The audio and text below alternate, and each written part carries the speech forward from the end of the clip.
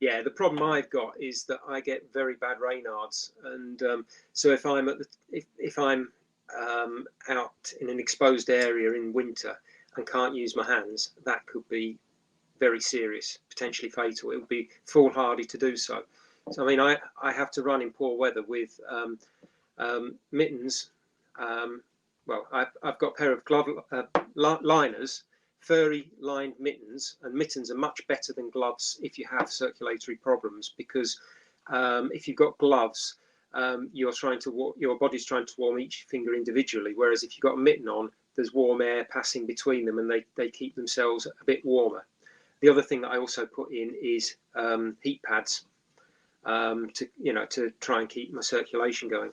But even during that spine, although it's the summer one and the kit list isn't as extensive, and in theory it's not as brutal, it can be. I remember leaving Dufton at midnight, going up Cross Fell, and in what other walk of life would I ever think of going up Cross Fell, the highest mountain in England outside of the lakes, in shorts, when the forecast at the top is 40-mile-an-hour winds, zero visibility. When I got up there, I had to layer up on the way up, but when I was in Dufton, it was still warm.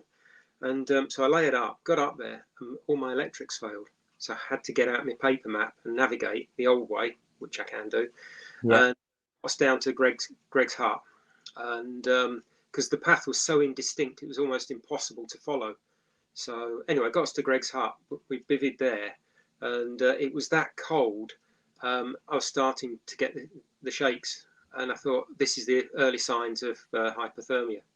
So I said to the guy I was with, a friend of mine, Jerry, and I said, what we've got to do, jump back in our bags, get ourselves warm, because they're foil-lined bags, or at least just sort of get something going, and then pack our bags from within our bivvies, and then as soon as we get out, just get out and run, and just keep running to keep that core body heat going. And we ran and got below the cloud base, and it started to warm up, and we were fine. And the funny thing was that by the time we got to Alston, the next checkpoint, it was about 26 degrees, and I was starting to suffer from heat stroke. Extremism in summer, love it, love Yes. that. And actually, the mitten thing there, actually, that's the first time. I mean, that what you've just said is when you say it, you go, oh yeah, that's really logical science. But actually, people don't really think like that.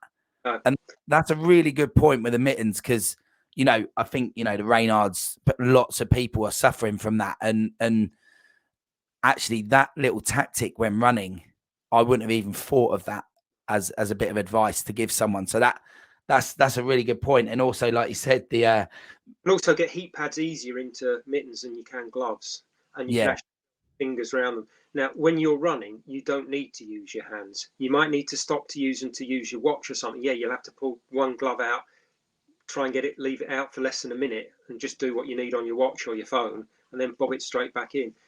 It's for somebody that suffers with hand problems. It's the best solution I've found so far.